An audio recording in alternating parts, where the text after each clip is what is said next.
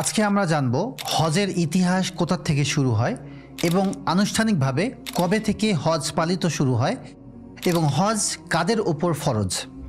বিষয়টি খুবই গুরুত্বপূর্ণ, আপনারা মনোযোগ সহকারে শুনবেন ইনশাআল্লাহ। আশা করছি অনেক উপকৃত হবেন।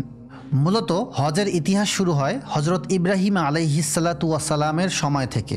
হজরত ইব্রাহিম আলাইহিসসালাতু ওয়াসসালাম তার স্ত্রী হজরত হাজেরা আলাইহিসসালাতু ওয়াসসালামকে সাথে নিয়ে মক্কায় এসে বসবাস শুরু করেন।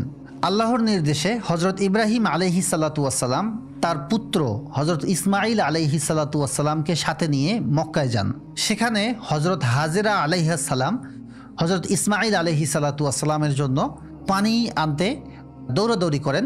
সেখান থেকেই হজরত ইসমাইল আলাইহিসসালাতু ওয়াসসালামের পায়ের ঘর্ষণের ফলে জমজমের কূপের উৎপত্তি হয়। তো সেখান থেকেই আসলে হজের ইতিহাস শুরু হয় এবং আমরা জানি যে কাবা, পবিত্র কাবা ঘর হচ্ছে হজের কেন্দ্রবিন্দু। তো এই কাবা ঘরও কিন্তু আল্লাহ তাআলার নির্দেশে হজরত ইব্রাহিম আলাইহিসসালাতু ওয়াসসালাম গঠন করেন।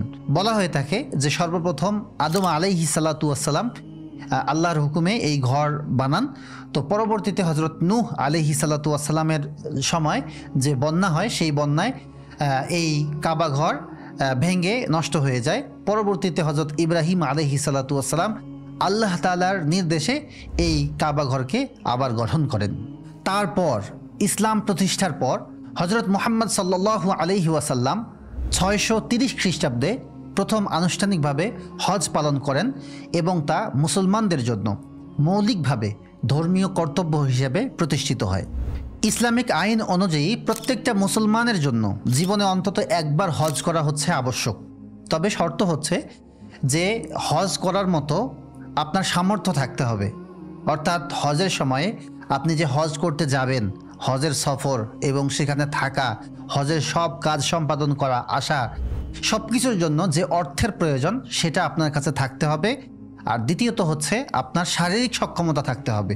হজ হচ্ছে একটা শারীরিক ইবাদত, অর্থাৎ শুধু অর্থ হলেই হবে না, এখানে অর্থ পাশাপাশি হচ্ছে আপনার শারীরিক সক্ষমতা দুটোই থাকতে হবে। যদি এই দুইটা থাকে তাহলে আপনার জন্য হজ করার হচ্ছে ফরজ, আপনাকে হজ করতে হবে ইনশাআল্লাহ। এই হজ সম্পাদনকালে কিছু কিছু অ্যাক্টিভিটিস যেগুলো পালন করতে হয়, যেমন কুরবানি, মিনা মুজদালিফায় যাওয়া এবং অবস্থান করা, এগুলোর কারণে মুসলমানদের মধ্যে একতা, ভ্রাতৃত্ব এগুলো হচ্ছে জোরদার হয় এবং সেই সাথে আল্লাহ তাআলার অনুগত্য লাভ করা যায়, আল্লাহ তাআলার নিকটবর্তী হওয়া যায়, আল্লাহ তাআলার প্রিয় বান্দা হওয়া যায়, আল্লাহ তাআলার সঙ্গে বান্দার সুসম্পর্ক গঠিত হয়। তাই সামর্থ্য থাকলে অবশ্যই হজ পালন করা উচিত।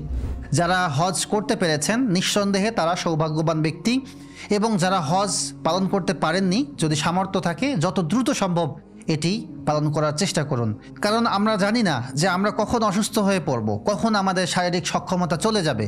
অর্থাৎ যদি এখন আপনার কাছে অর্থ থেকে থাকে এবং আপনি সুস্থ থেকে থাকেন, তাহলে যত দ্রুত সম্ভব হজটাকে সেরে ফেলেন। কারণ যদি আপনি অসুস্থ হয়ে যান, আপনার যদি শরীর অচল হয়ে যায়, তাহলে কিন্তু অর্থ সম্পদ থাকলেও আপনি হজ পালন করতে পারবেন না। এজন্য এটা খুবই গুরুত্বপূর্ণ এই বিষয়টা।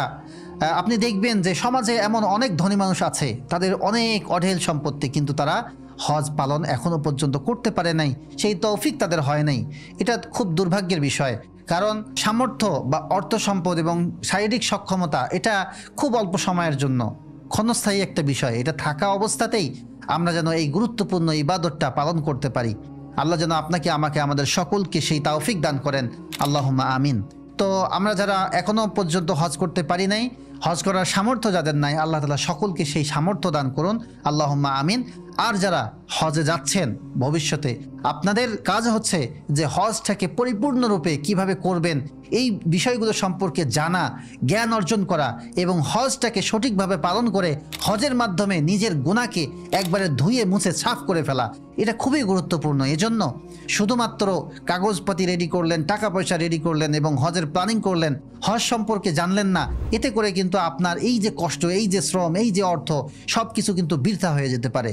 তো আপনার সব কিছু যেন বৃথা না হয়ে যায়, আপনি যেন হজে মাবরুর পান, সঠিকভাবে যেন কবুল হজ করে আসতে পারেন, এর জন্য প্রয়োজনীয় গাইডলাইন, প্রয়োজনীয় বিষয় আশয় সম্পর্কে জানা, জ্ঞান অর্জন করা এবং সঠিকভাবে হজটা পালন করা। আল্লাহ পাক রব্বুল আলামিন আপনাকে, আমাকে, আমাদের সকলকে কবুল হজ করার তৌফিক দান করুন। আল্লাহুম্মা আমিন।